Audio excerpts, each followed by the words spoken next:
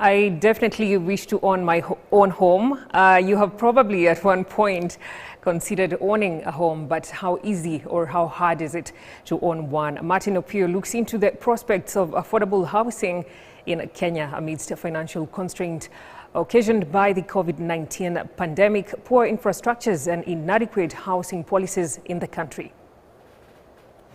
There are good reasons to own a home, especially when one inches closer to retirement, and this includes arguments for renting and owning a home to ease the worry of landlord knocking on your door demanding for rent.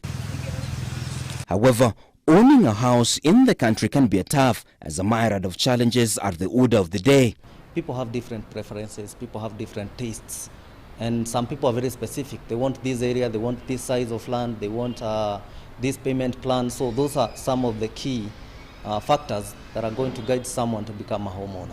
The government itself is looking to provide its citizens low-cost housing, for instance, through the affordable housing program championed by the Big Four agenda. But those within the areas of real estates have more often than not lamented on government policies towards affordable housing. When it comes to now the building part of it, for most of the developers, they get a lot of, some kind of harassment when you are doing the approvals. You have to, those ministers are very corrupt. So I will not say they are doing enough. They can do better. I will say they can do better. According to LESEDI Properties CEO Geoffrey Kiragu, low-cost housing property solutions hinged on the government's Big Four agenda can be a hope for many Kenyans who are looking to have homes despite the COVID-19 disruptions. With the onset of the pandemic, most of the property owners reported a drastic downward shift in urban-rural shift, as most clients were running away from the congested city in light of the coronavirus implosion. This trend has negatively impacted housing development in the country. When the first cases of coronavirus were announced in Kenya, there was a lot of fear. People did not know what to do. People are being,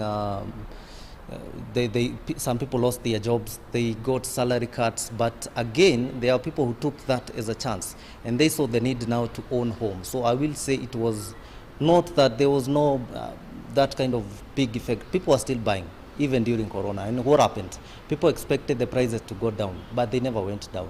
So still, there was a group of people who saw it as the right time actually to own home. They didn't want to be confined in apartments where their kids cannot go out and play.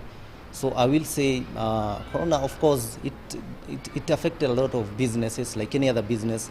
The real estate sector was also affected, but there was still a group of people who saw it as the right time actually to own and buy land and houses. For those seeking to buy houses, the government land digitization move dubbed Ardhi Sasa couldn't have come at a better time, as the country is more likely to edge out the era of multiple contradictory land tenures and agreements, as well as change how property rights are being handled. Martin Opio, K24 TV.